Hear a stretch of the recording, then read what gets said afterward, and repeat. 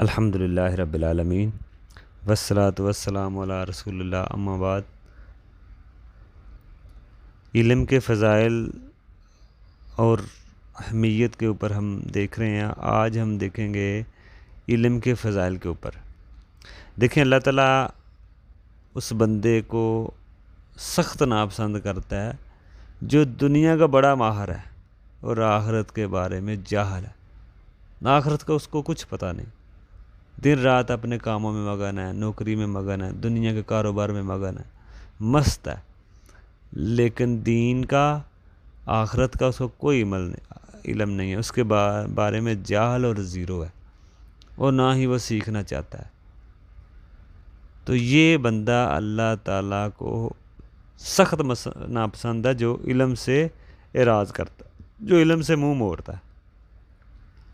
بہت سارے آپ بندے دیکھیں گے دنیا کے بڑے ماہر ہوتے ہیں، کسی کاروبار کی بات آئے تو بڑے ایکسپرٹ، سیاست کی بات آئے تو ان کو ایسے ہے کہ جیسے ان کو ہی ہونا چاہیے تھا حکمران۔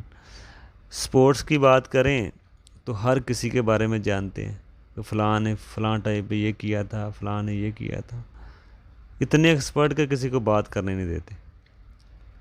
تو دین کے معاملے میں ان کو کچھ پتہ نہیں ہے، بالکل لا علم، زیرو، اور نہ ہی وہ کوشش کرتے ہیں دین سیکھنے کی۔ اس طرح کے جو لوگ ہیں یہ سخت ناپسند ہیں۔ تو ظاہری بات ہے، جب ان کے پاس علم ہی نہیں ہوگا تو عمل کیسے کریں گے؟ تو جانوروں جیسی زندگی ہے، جیسے جانور زندگی گزارتے ہیں، بلکہ جانوروں سے بدتر زندگی بھی ان کی ہو سکتی ہے جہالت کی وجہ سے۔ تو اس لیے جب علم ہوگا تو پھر ہی بندہ صحیح دین پہ چل سکتا ہے۔ اسی طرح اس میں یہ بھی بات کہی جائے گی، اگر انسان کے علم ہوگا تو اللہ کے حق بھی ادا کرے گا اور بندوں کے حق بھی ادا کرے گا، ٹھیک ہے نا؟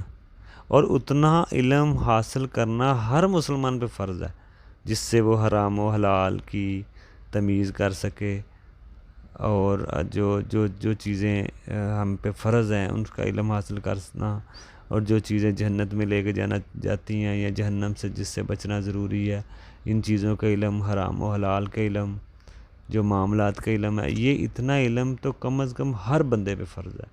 تفصیلی علم تو چلے علماء کا کام ہے، وہ ایک بڑا مقام ہے، لیکن بنیادی جو علم ہے وہ ہم سب پہ فرض ہے۔ اسی طرح کون سا علم صحیح ہوگا؟ جو استادوں سے سیکھا جائے۔ یہ نہیں کہ آپ خود ہی ریسرچر بن جائیں۔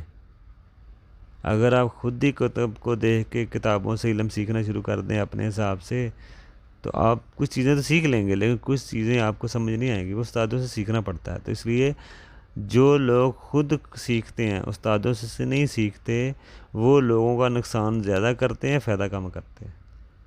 تو اس لیے جو بھی علم سیکھنا ہے وہ استادوں سے سیکھیں، اہل علم سے سیکھیں۔ اسی طرح علم جیسی نعمت کوئی چیز نہیں ہے۔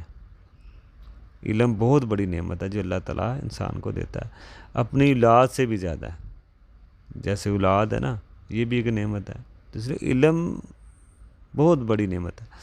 اور اسی طرح اپنی اولاد کو بھی علم دیں تاکہ آپ کے بعد وہ دعائیں کریں، آپ کے بعد وہ صدقہ جاریہ بنے۔ وہی اولاد دعا کرے گی جو نیک ہوگا۔ حدیث میں 3 آدمی کے عمل ہوتا ہے جس کو اس کے مرنے کے بعد بھی اس کو فائدہ دیتے ہیں، جس میں ایک یہ ہے کہ نیک اولاد جو اس کے لیے دعا کرے۔ تو اس میں نیک اولاد کا مسئلہ ہے، جب نیک اولاد نیک ہوگی تو وہ اللہ کے حقوق بھی ادا کرے گی اور بندوں کے حقوق کی ادا کرے گی، اور اپنے ماں باپ کے لیے بھی وہ دعائیں کریں گی۔ تو یہ اس میں بات ہے۔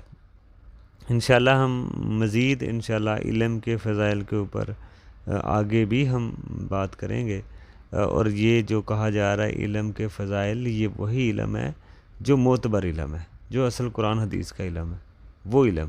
یہ نہیں کہ آپ کسی کی پیروی میں ایسا لگ جائیں کہ جتنی مرضی پکی بات آ جائے قرآن حدیث کی تو آپ وہاں سے ہٹیں ہی نہ، کہ نہیں آپ قرآن حدیث کو ترجیح نہ دیں۔ اس لیے علم وہ ہے جو معتبر علم ہے، جو صحابہ نے لیا ہے، جو قرآن حدیث کا علم ہے، اور وہی علم معتبر مانا جائے گا فضائل کے اعتبار سے جس کے اوپر عمل ہو۔ اگر آپ بڑا علم رکھتے ہیں لیکن عمل نہیں کرتے تو کوئی یہ نہیں کہے گا کہ آپ علم والے ہیں۔ علم سے مراد عمل، شریعت عمل، علم اس کو ہی کاؤنٹ کرے گی جس کے اوپر آپ عمل کر رہے ہیں، جس پہ آپ کے عمل کرنے کی نیت ہے۔ تو اس لیے علم اس نیت سے حاصل کریں کہ عمل بھی کیا جائے، اس کے اوپر عمل بھی کیا جائے۔ تو انشاءاللہ ہم مزید آگے بھی دیکھیں گے علم کے فضائل۔ السلام